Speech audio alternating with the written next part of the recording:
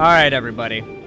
So, if you guys have been watching a lot of content from types like The Critical Drinker, Mahler, or any of the Chuds who make the anti-woke content, like, media is getting ruined by modern woke Hollywood. Sometimes they'll outright say they think that wokeness is what's destroying it. Sometimes they use buzzwords like modern, or just modern day. Usually it has some word that involves modern, or a analogous word to the word modern used to describe like the current media landscape. So they'll all but say that it's woke, or they'll outright call it woke, and they talk about how every failure in the world of media, or sometimes even completely made up failures, are due to this imagined wokeness. It doesn't help that sometimes they have a little bit more of a point than others. Like, look at Velma, for example. It's a show made by a really shitty conservative woman that's made to look as obnoxiously, woke as possible, and out of almost pure hate-watching, from what I can tell, has been used to, Mindy Kaling, who's very transphobic, for those that don't know. It's made to be bait for hate-watchers. And sure enough, those hate-watchers took the bait, and now it's going to be a show forever. Now, for a while, COVID and a variety of other factors, including inflation, meant that people were not going to the theaters and watching movies as much. The movie theaters were empty. Even yes, I did a whole segment about this in the past if you guys want to see it. Look up Xander Hall, Mindy Kaling, Velma transphobic or something, and it'll come up. It's been years. Anyway, like I said, the movie industry, or I should say the theater industry, has been dying as of late. Even great movies have not been doing great in the box office. For example, Furiosa, a movie that has overwhelmingly positive viewer and critic reviews, bombed at the box office. It didn't make anywhere near enough money to break even, simply because of the state of the theater industry. The theaters are fucked. No one's going to the movies. However, over the last month or so, about 2 months, we've started to see a slow return, a slow healing of the theater industry. Notably, Deadpool and Wolverine, the big summer blockbuster of the year, was the movie that brought everybody back to the theaters. I haven't been back to the theaters to see it yet, but I did watch, let's just say, a low-quality version of it I found on the internet, completely by happenstance. And, so I have seen it. But a lot of people have gone back to the movie theaters to see that movie, and because of that, it's really looking a lot better for theaters than it has in a long time. Which is kind of unfortunate for these Chud YouTubers, right? Who've been using the failure of the theaters as a easy W on any movie that comes out that they accuse of being woke and thus destined to go broke. You'd think this would be unfortunate for them. And it probably is. They probably really were enjoying the stint of, theater death because they could twist it for their own narrative. However, now that movie theaters are coming back, how are they twisting it? Well, I actually don't know if that's what this video is about. I'm actually taking a gamble on that. All I know is this video is titled, Hollywood is Abandoning the Message. So all I can assume is that Critical Drinker, Mahler, and these other Chuds have recognized that the theaters are getting better again. They're getting healthier. People are going back to the theaters, and they can't use the death of movies as an excuse for as an easy way to being right about movies going broke. So now they have to incorporate it into the narrative. I'm guessing that because Deadpool and Wolverine is a two white male-led movie, that it's going to be framed as though Deadpool and Wolverine is it's a spectacular return to form for theaters as people come back for a movie that's finally mostly free of the SJW woke modern-day Hollywood message. I assume we're going to get something along those lines, but let's watch this guy whose entire personality is that he's an alcoholic that doesn't like minorities in movies, complain about minorities in movies, and talk about how completely unrelated factors mean that, their side is winning. They're always it's either all over for them and they're, losing to, the overwhelming wave of Hollywood wokeness, or they're, winning and the winning side. They're always that simultaneously. It really is funny, the things you learn when you're on open bar. There we were on Thursday night chatting away about the box office success of Deadpool and Wolverine. I swear to God, I did not pre-watch this, guys. I looked at the thumbnail. I knew about the fact that movie theaters are doing really well again in the last couple months, and I was like, yep. I figured they'd have to find a way to work that into the narrative. I guess Hollywood is now abandoning the message. Let's see how, like, Hollywood movies are still going woke constantly, and Hollywood is still going woke after this, because it has to be for them to, you know, do their thing. Let's see how that's still happening even after Hollywood is abandoning the message, because he has to keep making these videos. And whether it might inspire a change of creative direction at Marvel when Chris Gore just casually dropped in this little bombshell. I do know people who work at Marvel. They have cleaned house. They quietly, months ago, fired all the producers that could be labeled activist. Really? I see. So the instant the MCU has a successful movie that is like so undeniably successful, they can't deny that the MCU isn't dead because of woke anymore. They have to make a conspiracy that all of the woke activists at Marvel were illegally fired. Do you guys understand what they're claiming here? They're claiming that Disney went through, skimmed through their entire employee base, found everybody who is an activist, who believes in, like, progressive anything, and then fired them. So he's wording it like it was dozens of people. This would have had to have been hundreds, if not thousands, of employees that would be fired for their political opinions in private alone. I'm pretty sure this would be considered an illegal firing. And if it did happen, wouldn't these people, like, leak this all over the place? Even with NDAs, they'd still be leaking that all over the place. Like, we'd know about this. It wouldn't just be some neckbeard basement dweller conspiracy. Dude, I love how much these people have to cope whenever reality doesn't clearly align with their narrative, you know? Yes. Unlike Lucasfilm is lost. They're lost. Right. That's it. That's what I like they to are hear. doubling down on all the Wait, he understands that these are the same companies, right?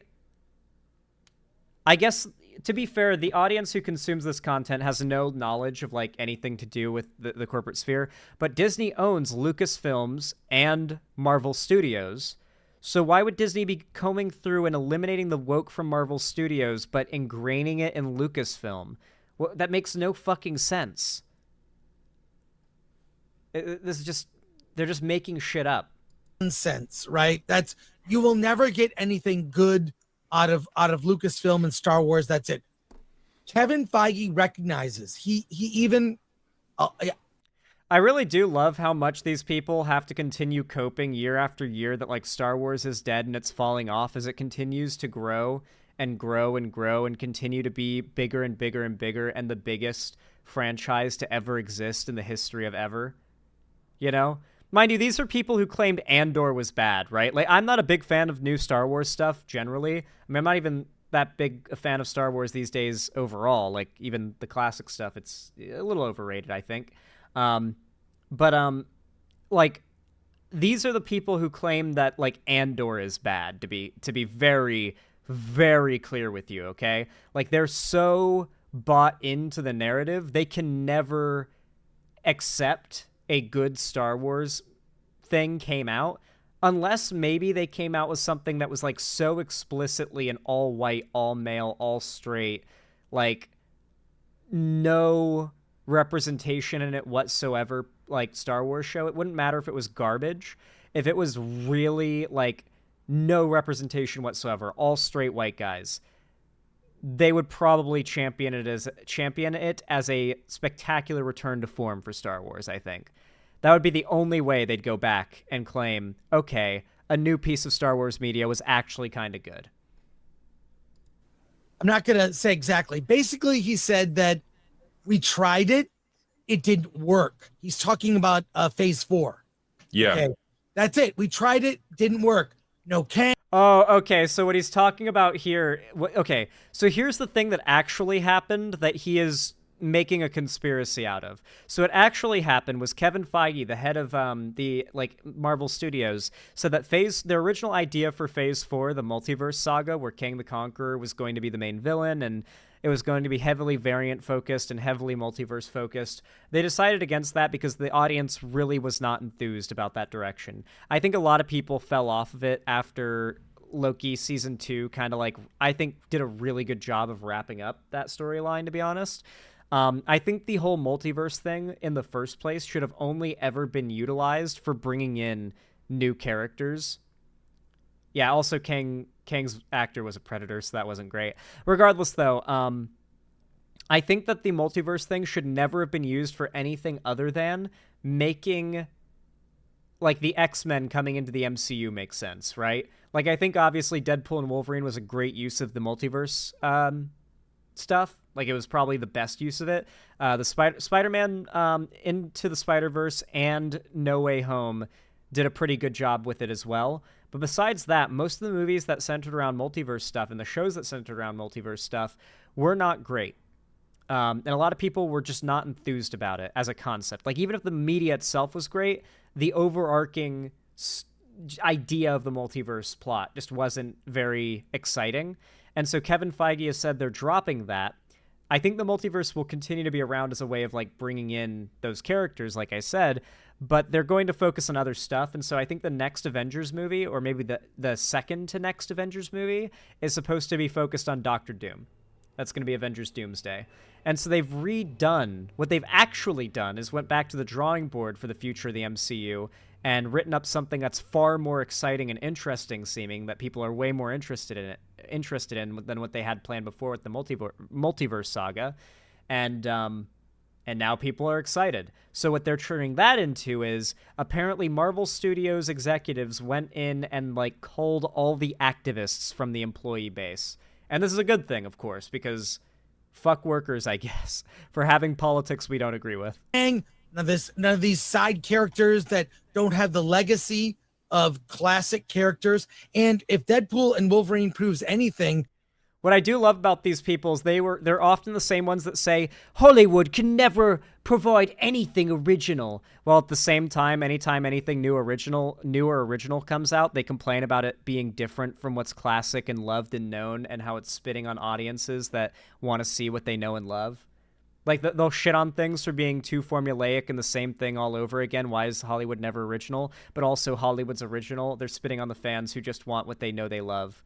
It's always an excuse to farm the hate for any new thing that has hate. You've heard that phrase, male and pale is stale. That was spoken aloud across studios. But if you look at box office this year, I would say male and pale is money. In the quiet words of the Virgin Mary.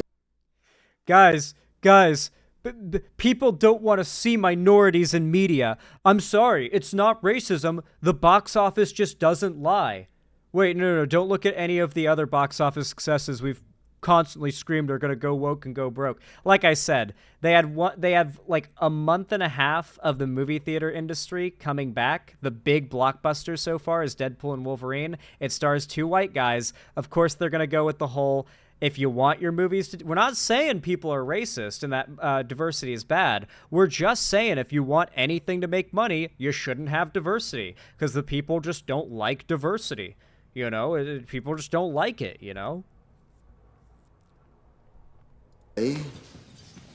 Even if true, that just proves there's racism. They're not interested in that conversation. They're simply interested in proving that they are on the popular side of a popularity contest. That's all their fans are interested in either. They want to be part of a bandwagon. They want to be part of a group, a movement.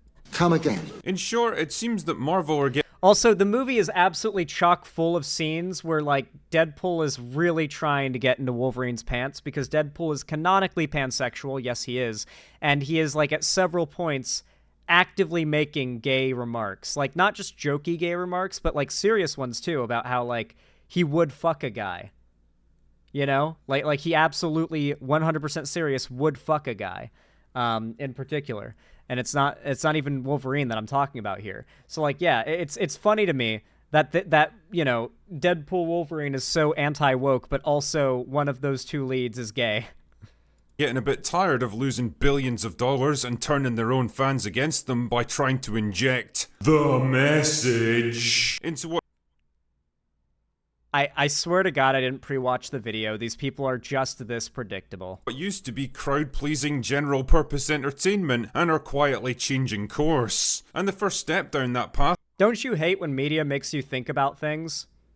That's really the problem with media that's making it fail in the box office these days. It's that it makes you think about things. It comments on issues that are prescient to today and makes you think about it. You know, people really don't like that, actually. It's a really bad thing that no one likes in any media ever.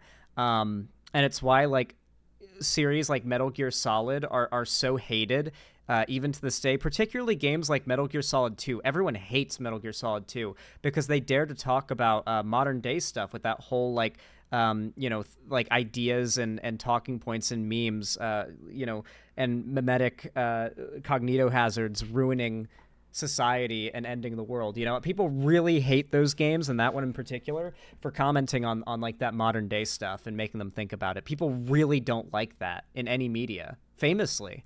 is to clean house behind the scenes, getting rid of the activists and the idiots that have derailed so many projects since Endgame. I mean, it only took them like... One of my favorite things as well is how much these people have to cope when the woke stuff does do well. Like, for example, because they have to start shit-talking something as woke before it comes out and before it's able to do well or do badly. And so sometimes they end up really, really missing the mark. One of the things they went after saying it's going to fail, it's going to be woke, it's going to be awful, was the Fallout show. Who remembers how much they had to walk it back with the Fallout show? How much copium they had to post there. My favorite to this day, specifically related to the critical drinker, that really shows how dishonest and griftery he is. He doesn't believe in anything. Like, he can't even... He can, like, shit-talk me if he wants. I don't believe he believes in anything. And I know he knows he doesn't believe in anything. But critical drinker... House of the Dragon. This is one of my favorite images on the internet. Yeah, here it is.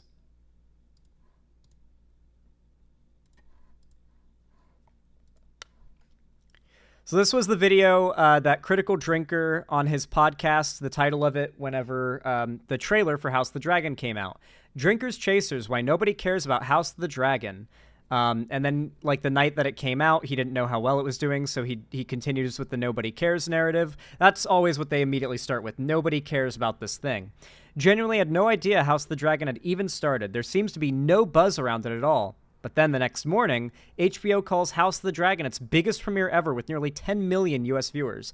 Overnight, all the headlines are exploding about how it's the biggest premiere of all time. There's just no denying the show's overwhelming success. And of course, it's running at the same time as Rings of Power, which is like the thing to hate at that time, right? You got to remember, they were really focused on hating Rings of Power. So it could act as like the anti-woke, successful, like sort of competitor to Rings of Power, and that's how they took it, right? So they renamed the very same stream to House of the Dragon Trailer Breakdown. This is the same stream, by the way. He renamed it after the show ended up being a success from Why No One Cares About House of the Dragon to House of the Dragon Trailer Breakdown, because he wanted to hide how wrong his prediction was. Because they want to be able to rely on a perception that they have been correct consistently about their predictions of Hollywood and everything. Because really, their entire videos are just them pulling shit out of their ass and saying, well, I think, and aren't I always right? You guys remember how right I was about this and that and this and that, right? But in reality, he's very rarely right about these things. He usually just goes back and changes thumbnails and titles to make it look like he never shit-talked successful media when he did. Another good example is the Mario movie. Who remembers how much these people had to copium post about the Mario movie when it came out, and it wasn't woke garbage and it didn't fail? Because they complained about Peach wearing the racing suit in the trailer. They lost their fucking minds, and they had to walk it all back. Like 5 years to recognize a problem that people like me have been pointing out since 2019, but hey... There are black people in it. I mean, it's not an accident that he's showing clips from Black Panther 2 while talking about there being a problem no one is willing to call out, but he's been willing to not overlook all these years.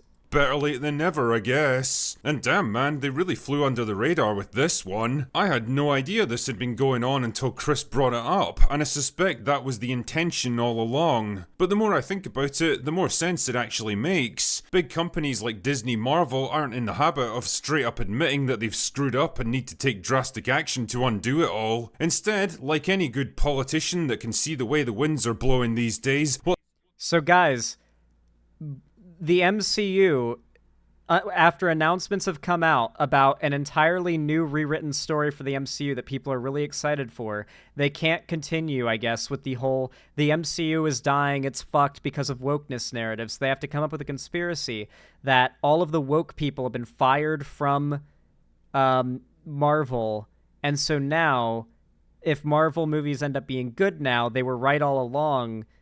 And actually Disney realized they were right and fired. This is a Trump way of like talking about anything, by the way. Notice how this is the same way Trump does it, where it's like layers of, well, if this happens, then I'm right because of this, and if this happens, I'm right because of this, and if this happens, I'm right because of this. Well, so that every outcome and scenario that could happen, he has a way of trying to claim that he was right all along.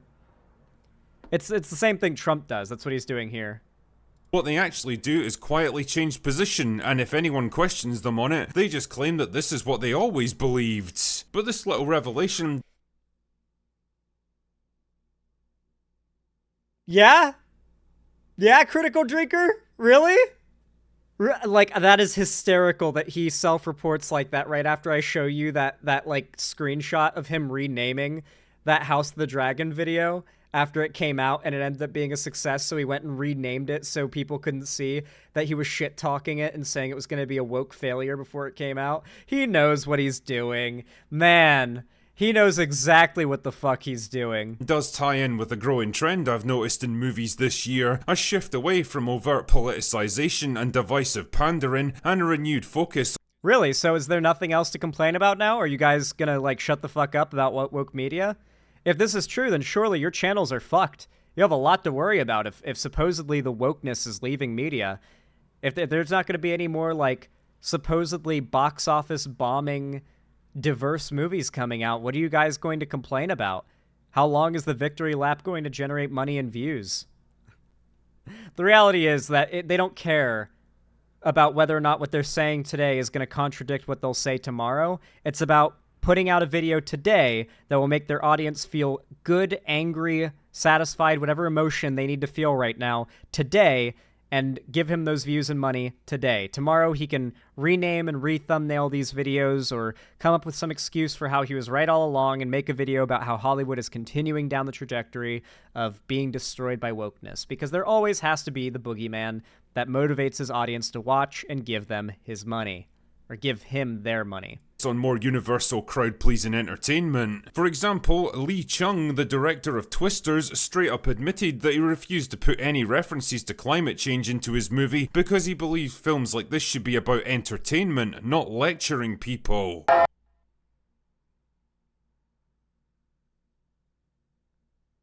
You know, something, I don't even know if that's true, and if it is, that is cringe, but like, isn't it interesting how conservatives like this guy, like, I assume he doesn't believe in climate change, right? Like, he disagrees with the overwhelming scientific consensus that man-made climate change is real. Sure.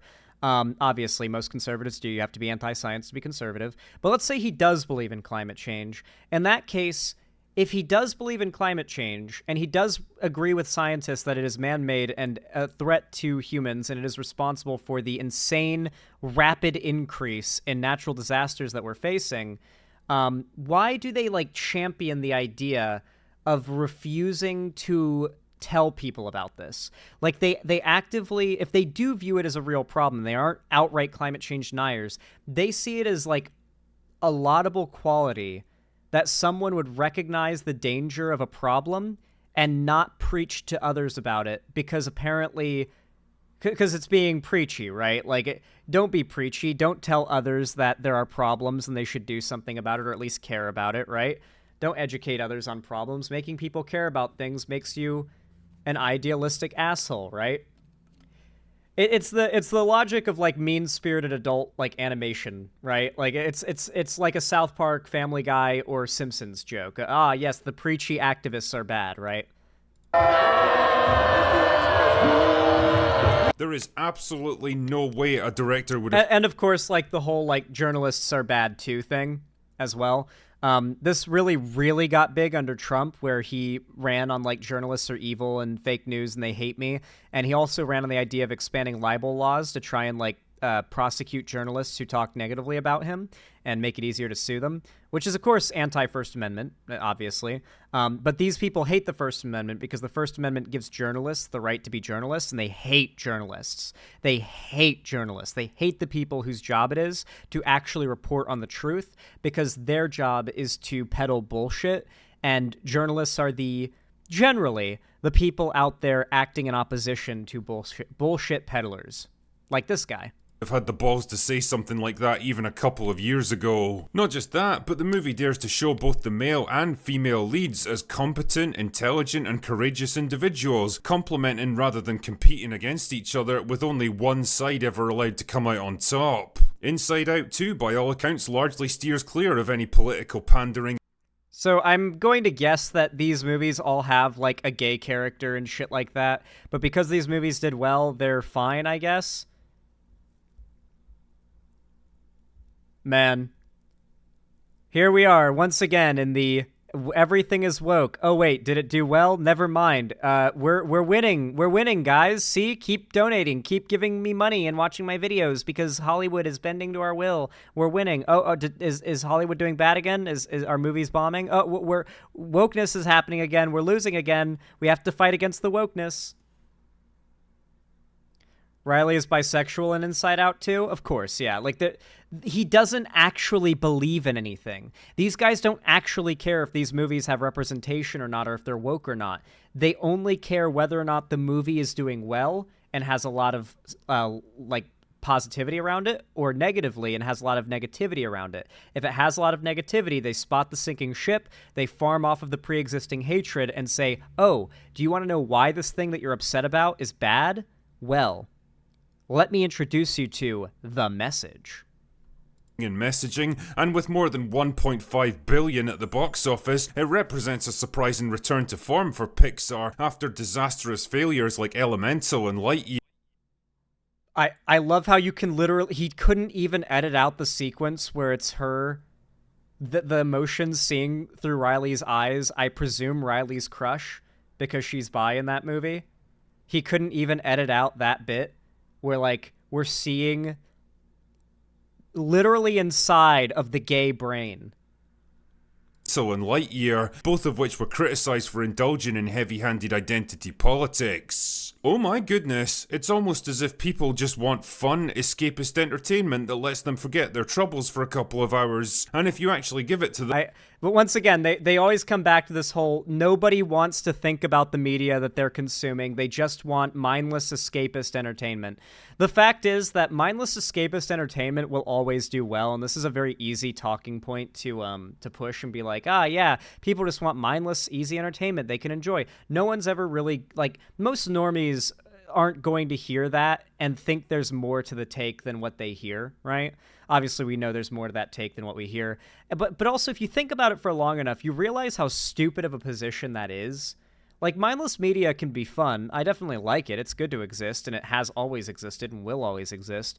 But if we're being honest, the best pieces of media, the pieces of media that are the most memorable, that stick with you, that, like, really keep you, like, a fan forever, is the media that makes you think about stuff, right?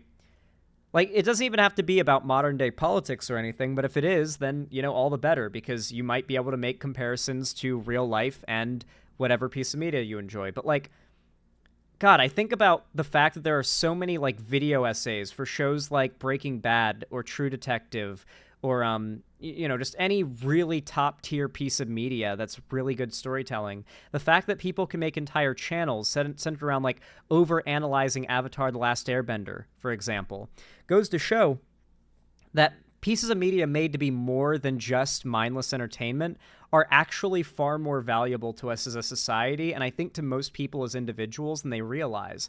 Like, sure, we fill our days with junk food media that's just meant to, like, make things entertaining as time goes by, but it's really just meant to be the buffer in between those extremely memorable, life-changing pieces of media that, like, make you think about things for months and months or maybe even years after you've watched, read, or played insert piece of media, right? Like, I feel it's so insidious to front yourself as opposed to the concept of introspective media consumption. Then they'll turn up for your movie in droves. Case in point, Deadpool and Wolverine, which has only been out for like 2 weekends and is already... I also do love how frequently these guys switch between wanting media that is, like, heartfelt and good and, like, made with, like, love and like passion, yet at the same time they also just praise, like, high box office numbers and making, like, blindly enjoyable media. Riley isn't bi and Inside Out 2 don't give these idiots false information to run with. What do you mean? Like, is that a lie? Did somebody just make that up in my chat? Because if they made that up, I'll just go ahead and ban them. If you're knowingly just lying to me in my chat, I will ban you. Here, confirm or deny that, chat. We need a general consensus, because someone in chat's saying that Riley being bi is a lie. well on its way towards $1 billion. And strangely enough, it's a movie that flat out ignores and even rejects more. It's slightly implied. Okay, so she's not bi at all. Never mind. Okay, yeah. No. I'm sorry. LGBT people do see, like, gayness in everything, every piece of media they consume, even when it's not there. And so if it's not outright stated, then the character's not LGBT until said otherwise. You can't really run with that, like, outside of, like, super LGBT spheres, because everyone would be like, what do you mean the character's bi? When was that confirmed? Deadpool is definitely bi or pan, though, because, I mean, he makes it very explicit throughout the entire movie. Most of the tedious tropes of modern Marvel movies. The insufferable know-it-all girl bosses who are always the best at everything. The awkward... There was a character who was the most insufferable girl boss you could imagine in that movie. I don't want to spoil too much, but yeah. I thought Zan was right about her being bi and just assumed. I didn't say she was bi. Someone in chat said she was bi. Current day-isms and the clumsy attempts to replace legacy characters with more diverse alternatives.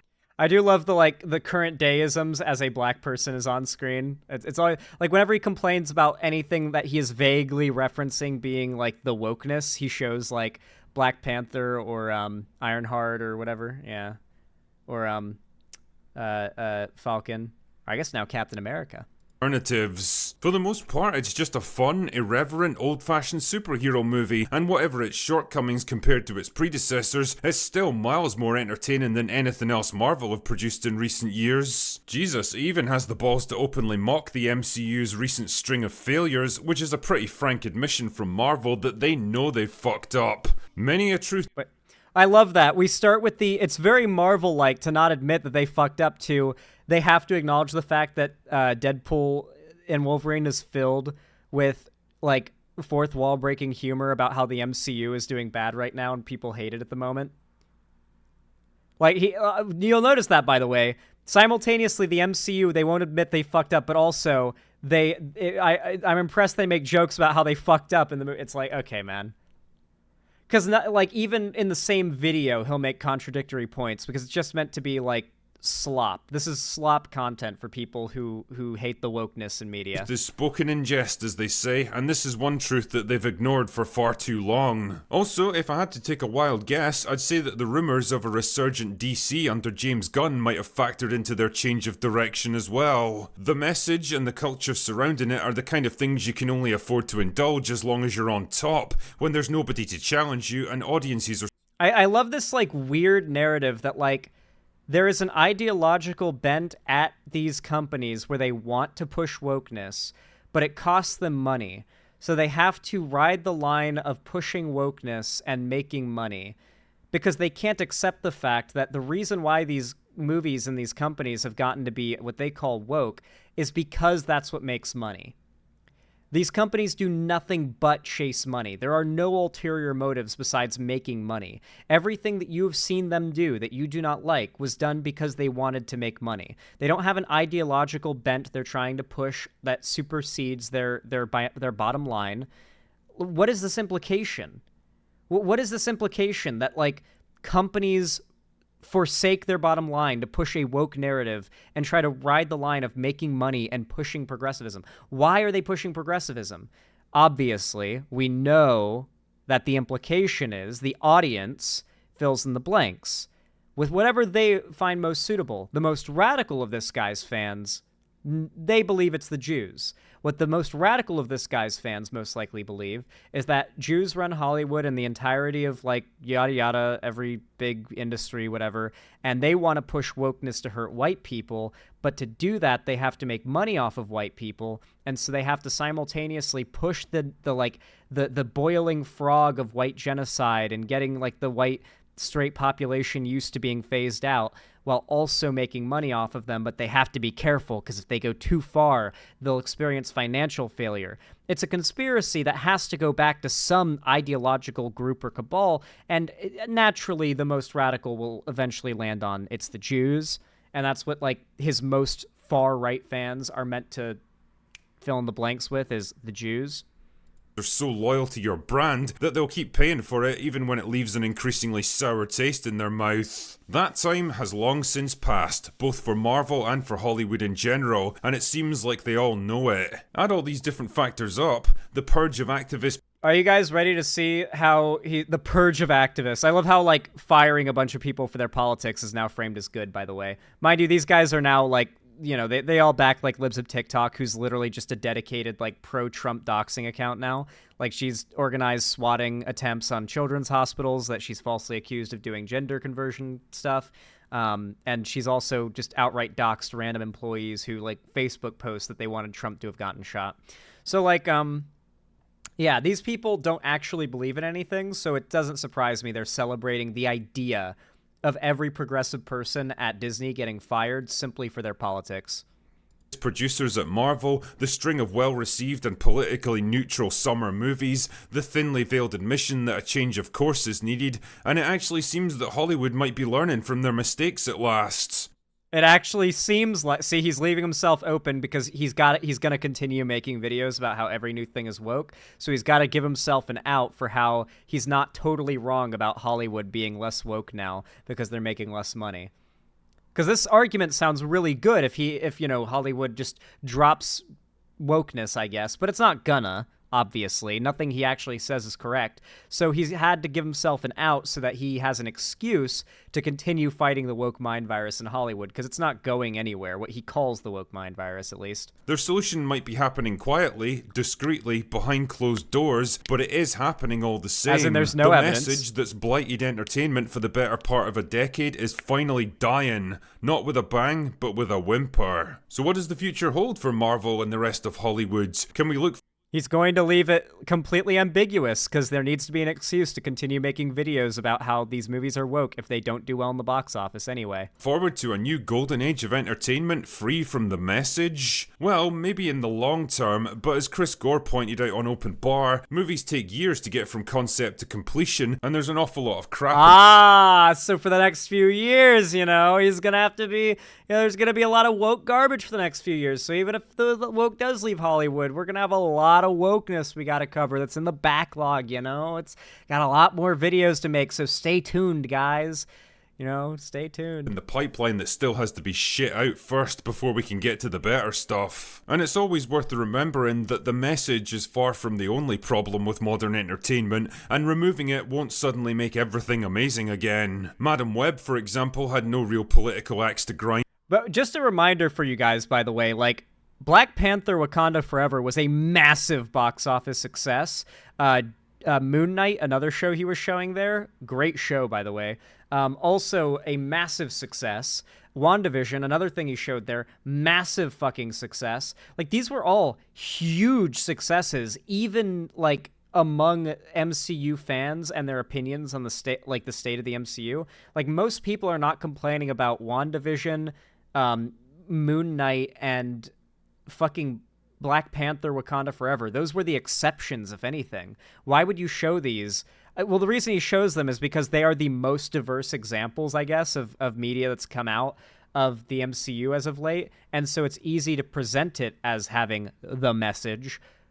But it goes against the narrative that this has led to financial failure, because these were the highest performing pieces of MCU media that have come out since Endgame. But it was still a horrendously written, shoddily directed, and badly acted disaster that shamed the very concept of superhero movies. A lot of work still needs to be done to get things back on track, and most of it doesn't involve just firing people who have been causing trouble behind the scenes. And even when that better stuff finally... Firing people who are causing trouble behind the scenes, aka this didn't happen, but what he thinks or is trying to claim happened, the mass firing of left-leaning employees at Disney and Marvel Studios. It comes around, the sad reality is that a good chunk of the audience will have grown up and moved on to other things, and they won't be coming back. Mind you, notice what he's done here again, by the way. All these clips of the movies that he's showing, he hasn't done this for copyright reasons, because you can just dispute any auto copyright thing and they would still copyright you even if it's this blurred. He does this to make whatever piece of media he's talking about less appealing. The blur thing, I feel anytime I cover these dishonest chuds, I have to show this bit from Pillar of Garbage, because it's so good. It's so good, and it so amazingly breaks down the media... anti-woke media grift methods. Echo v. Daredevil and selective memory. So what he's doing right now, what we're seeing visually, is the 240p effect. So here's the 240p effect explained. No, I think all it is that their favorite little trick's been done for them. It's a freebie. It's been pointed out plenty, often by the guys over at the Fandom Initiative, that a staple tool in the "this media is woke and bad" toolkit is showing low-quality footage, often slowed, often audio replaced, while making complaints. Its convince audience thing is shit on easy mode, because when you distort a piece of TV, when you pull apart all those strands that come together to lift a viewer into belief, when you separate them out, pull a microscope on them, yeah, the illusion gets broken. It looks fake, no shit.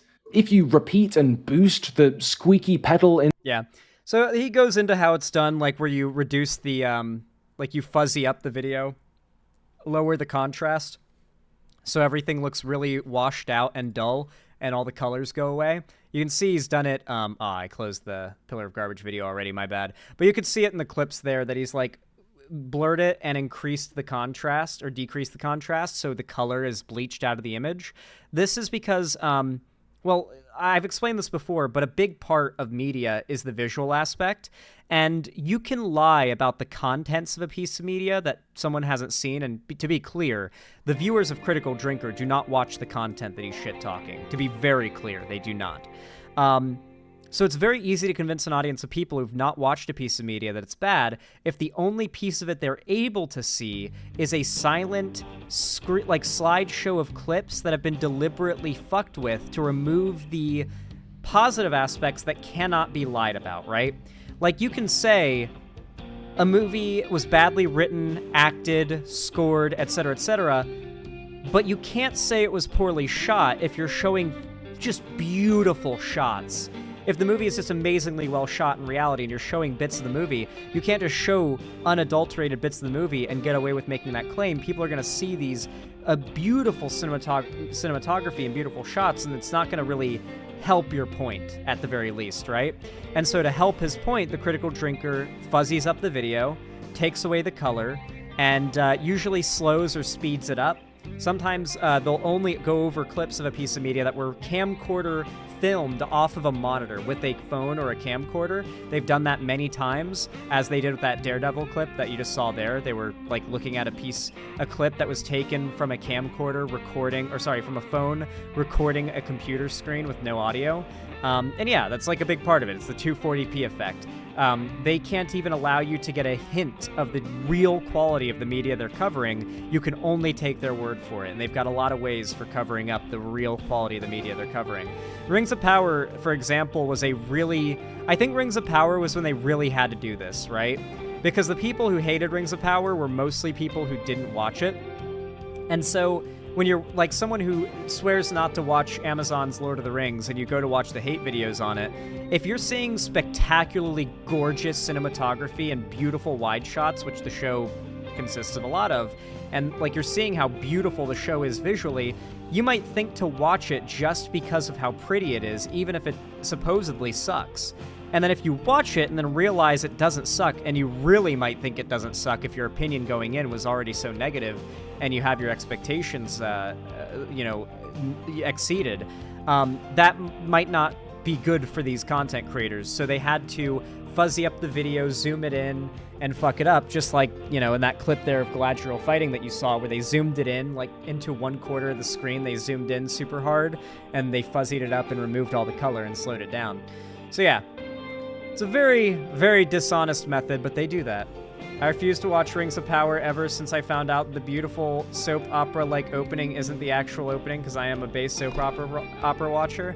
Yeah, they lied and claimed that the soap opera-looking intro that was leaked online was the intro for the show, and in reality, it wasn't a leaked intro for the show. It was an Entertainment Weekly cover shoot thing. Like, they did a little thing for Entertainment Weekly, and it was like a black void with the characters of the camera, like, panning through it.